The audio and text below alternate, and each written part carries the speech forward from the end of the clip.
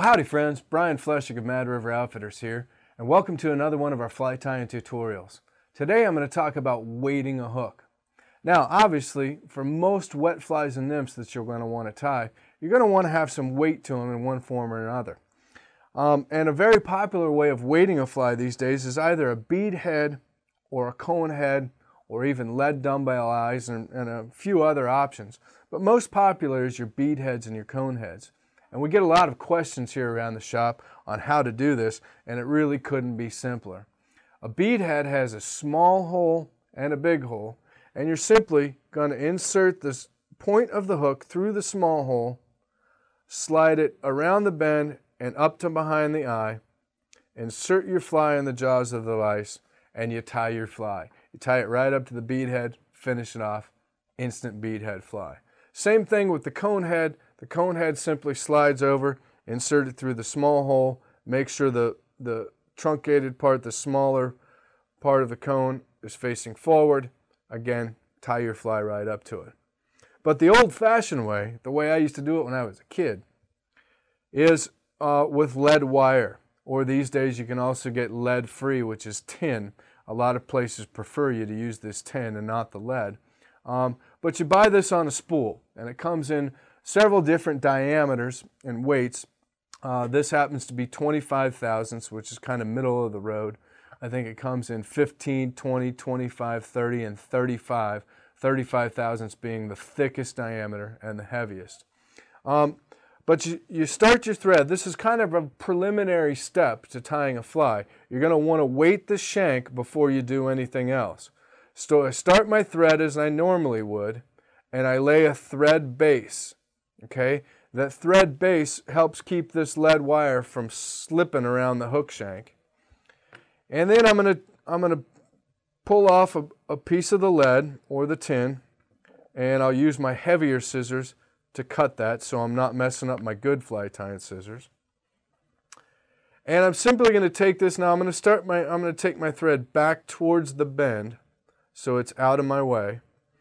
And then I'm going to take this wire, and right in the middle of the piece of wire, I'm going to lay it against the hook shank at, say, about a 45 or 60 degree angle. I'm going to hold it in place, and with one end of that wire, I'm just going to start to spiral around the hook shank. Now, this need not even be perfect. It doesn't have to look good. Nobody's going to see it. You're just trying to add weight to the hook shank.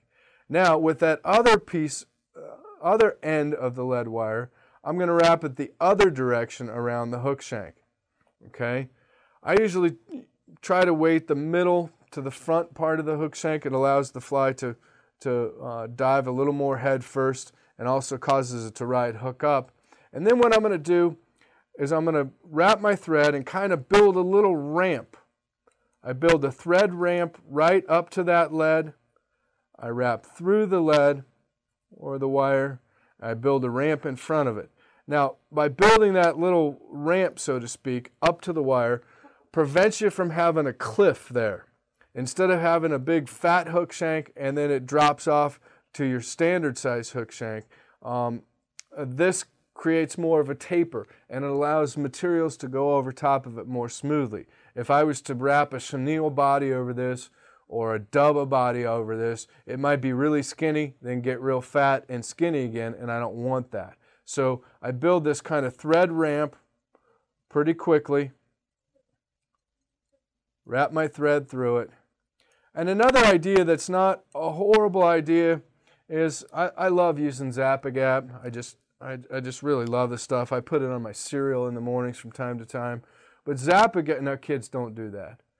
But Zap-A-Gap, I can put a thin thread of Zap-A-Gap on there, and it's going to ensure me that that lead is not going to spin around the hook shank, causing my materials that I put over top to rotate around the hook shank.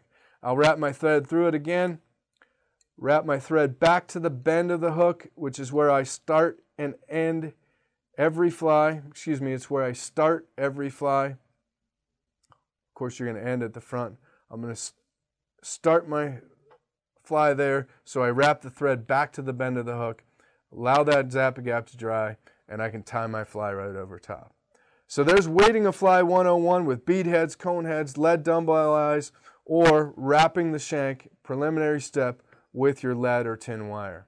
So thanks for joining us, and we'll see you again on another fly tying tutorial here at MadRiverOutfitters.com.